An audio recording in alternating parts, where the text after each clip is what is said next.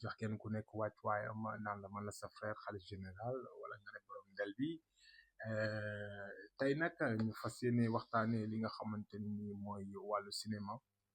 dans l'ensemble parce que comme ni ko sunu mag ñi di faral di waxee maa ngi seetaani théâtre wala théâtre bi commencé na ci xeet yooyu laa bëggoon ñu waxtaan ci tey wax tuuti ci li nga xamante ni moo di wàllu médiocrité bi ci am wax avantage yi ci am wax manquement yi nga xamante ni waroon na am ci biir liggéey bi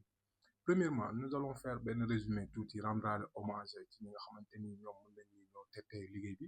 tey ku ci mel ni troupe Daaray Kocc ñoom ñu jaaroon fii liggéey fi liggéey bu doy waar biñ jógee ci Daaray Kocc également gis nañ fi jamonoy tey gis nañ fi jotaayu gune yi jotaayu xale yi je pense ñooñu nekkoon ñoo xamante ne mën nañ ni ñoom ñoo njëkk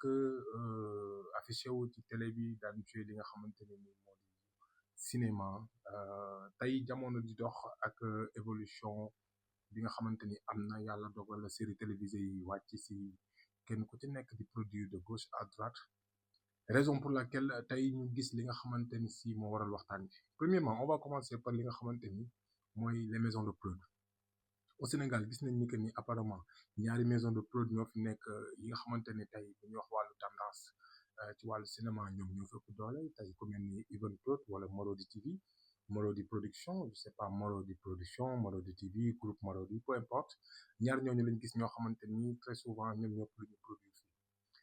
maintenant ñu tee sunu xalaat tuuti ci li nga xamante ni moo di seeni façon production man ci sama point de vue je comprends un peu que ni fekk nañ terrain bi vide bi ñu ñëwee kenn ku ci nekk yaa nga bay sa waar effectivement parce que ñëpp xam nañ ni que ni ñu ngi ci génnee ñu bëree bëri parce que gis naa ci ay acteurs yoo xamante ne tey à travers seen série ñuy tourné mën nañ ci demal seen bopp am nañ ci départ ñenn ñi am nañ ci tuuti ouverture mais là où le bas blesse mooy fi nga xamante ni si fa la problème bi nekk exactement mooy ban résultat bu parfait la série yi def ci acteurs yi mais moom la def également ci population bi premièrement on a constaté une chose cinéma quand on le dit au Sénégal dañuy fàtte ne du li ñuy seetaan ci YouTube bi kese dañuy fàtte ni cinéma dafa bëri ay normes dañuy fàtte ni cinéma dafa bëri ay branches parce que tey quand on parle de cinéma on parle de production on parle de littérature on parle de technicité donc je pense que ni kon dafa vaste kon buñ ci jëlee benn partie bu ndaw a ndaw rek bëgg ni fii la cinéma yam dañu amul xam-xam est-ce que vous vous rendez compte que ni des Sénégalais ñu ngi fii di def ay film court métrage yoo xamante ni dañ leen di nominer ay prix yu doy waar te Sénégal duñ ci bàyyi xel le pourquoi mooy manque de culture bi ñu am ci biir cinéma bi parce que ñun jàpp nañ ni que ni culture bi ñu am ci cinéma surtout génération bees bi mooy na actrice bi ñëw vulgaire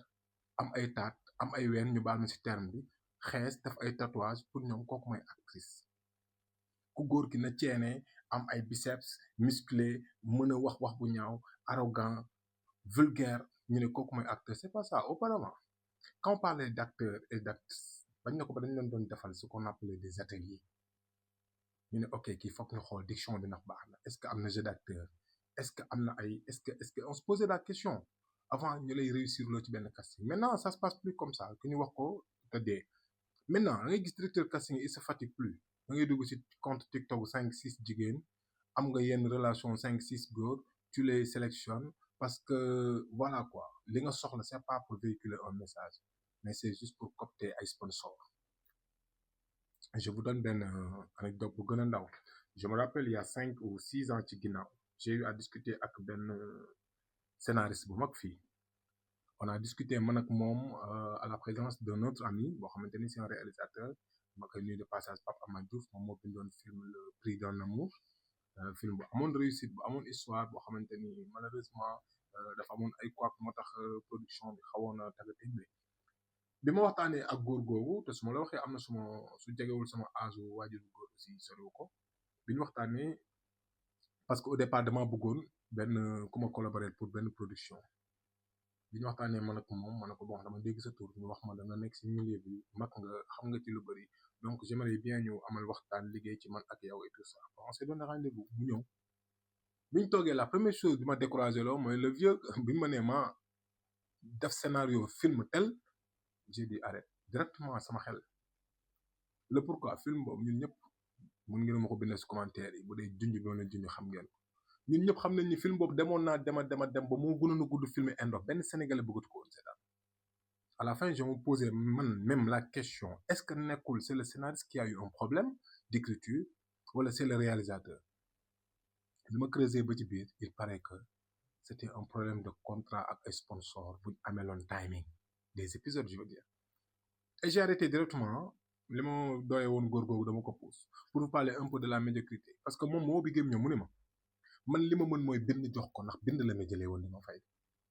je lui ai clairement fait savoir que ni mbind mi nga xamante ni maa ngi koy bind wàcc naa sama ligne bi nga xamante ni moom laa waroon liggéeyee mu ne ko damaa am lu ma war a lijjanti ak sama sponsor bindal ma donc tout le monde sait que loolu c'est pas du cinéma yéen ñi nga xamante ni vous êtes dans le milieu du cinéma xam ngeen lu may wax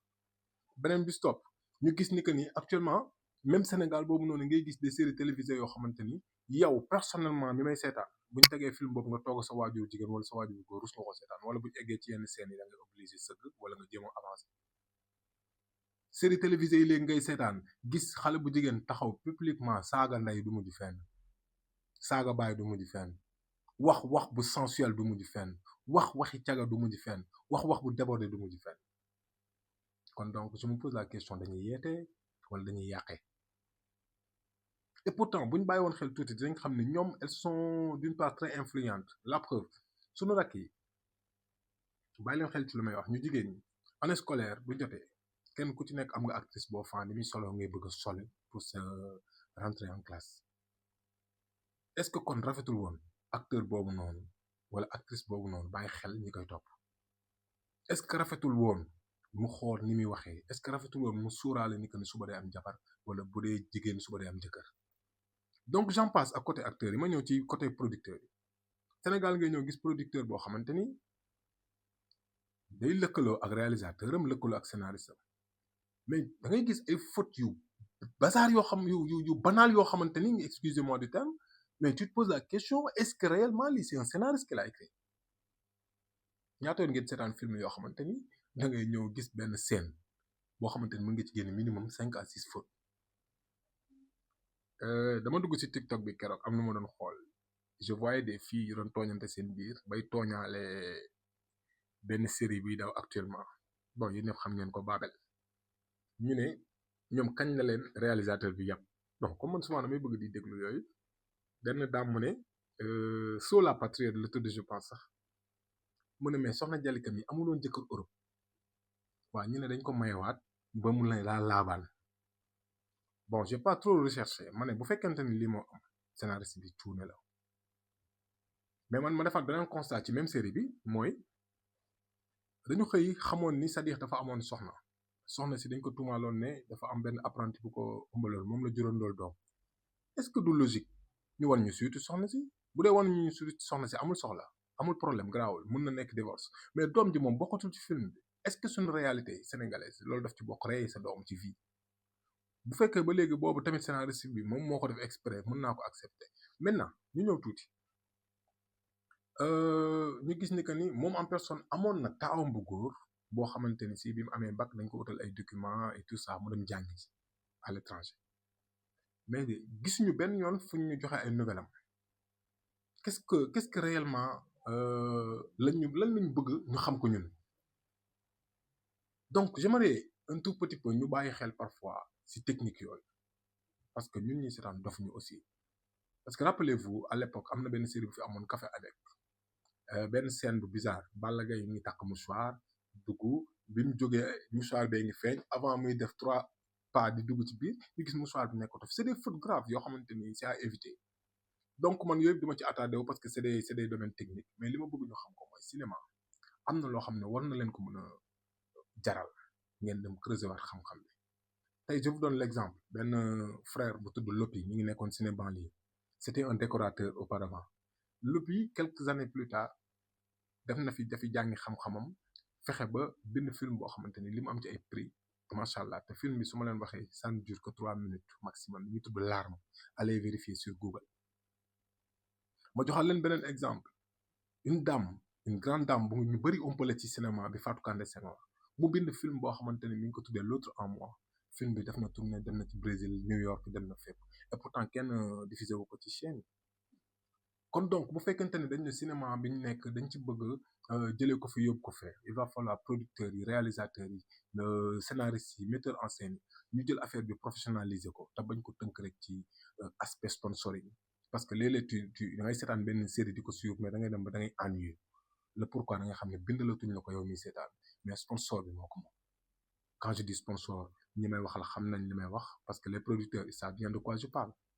c'est un métier boo xamante ni métier noble la parce que boo demee aux États-Unis problème politique dañ koy régler cinéma par exemple yéen ñi nga xamante ni film seetaan rek taxu leen ci jóg da ngeen bëgg xam tout ce qui se passe derrière les films allez voir 24 heures chrono ngeen concentré wu bu baax ci film bi après ngeen comparé ko histoire États-Unis vous allez comprendre que nit ki dafa am message bu ñu véhiculer da leen bàyyi xel de temps en temps les films tout récemment gis ngeen benn film boo xamante ni Strow bu génn askan wi yëpp daw di ko seetaane pourtant dara tax ko jóg lu dul bëgg leen xamal ni que ni féminisme lu am doole la c'était loolu kese mooy biiwu film bi bu fekkee def ngeen remarque allez voir le film ngeen concentré wu film bi début ba fin la dame ku ko mës a soutenir ci lu positif jigéen nga donc am na message bu ñu bëgg a véhiculer parce que bëgg nañ xamal ni que ni féminisme lu war a am la lu mën a nekk la te lu am valeur la donc foofu la cinéma nekk ak nasaraan si ñoom dañ lay jàllale ay message codé yoo xamante ni quand tu n'es pas dans le milieu du cinéma mënoo comprendre donc sénégalais yi de grâce les producteurs les cinéastes les réalisateurs essayez leen ngeen revoir les choses parce que xale yi nga xamante ni ñoo leen seetaan dañu bokk ci société bi te ñoom ñooy avenir suba ngeen arrêté yenn scènes yi nga xamante ni ay scène wàllum sexe ngeen ci waxtaan wàllu taat wàllum ay saaga wàllum teggi worma loolu taxul nit yi bëgg leen très sincèrement vous pouvez véhiculer votre message dignement sainement nit ñi di leen topp sans pour autant mu vulgaire cinéma valeur bi ci nekk dem na ba tey boo ko day comparé ak tel série yi ñu lay tegal Sénégal wallahi azim tu n'as plus envie man damay waxtaan suma ay xarit yu bari ñuy discuter ci cinéma koo ci waxal danaan la noo man série yi duma leen seetaan te pourtant producteurs yi ñoom à chaque fois ñu bindal la ci suuf chaîne bi plus de 8000 personnes ñu ngi leen di seetaan mais quelles sont ces 8000 personnes wala quelles sont ces 10 000 personnes yi leen di suivre ay lan lañ waroon a xaar ci cinéma bi nga xamante ni mu ngi nekk biir Sénégal ay producteurs ak ay réalisateurs ngënk ko di ci def liggéey bu am solo kon donc est-ce que dañu war a toog seetaan ñi nga xamante ni ñoo génn dernièrement di def ay séries télévisées ñëw war ci jàllale loo xamante ni c'est une mauvaise influence c'était mon point de vue je vous donne rendez-vous à très bientôt ci leneen li nga xamante ni nii war nañ ko mën a waxtaanee merci à très bientôt